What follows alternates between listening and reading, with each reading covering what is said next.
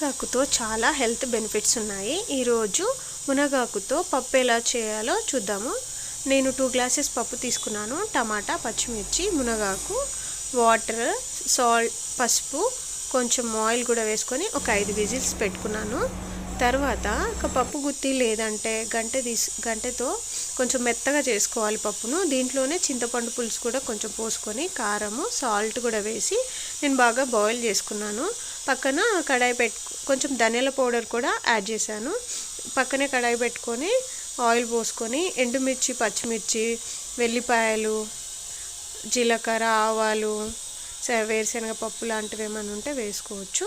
ఇంకా నేను అల్లం కూడా వేస్తాను. అల్లము, పసుపు, లాస్ట్లో కొత్తిమీర, కరివేపాకు కూడా వేసుకొని ఈ పోసి పెట్టుకున్నది ఈ మసులుతున్న పప్పులో కలుపుకుంటే మనకు వేడివేడిగా టమాటా మునగాకు పప్పు రెడీ అవుతుంది.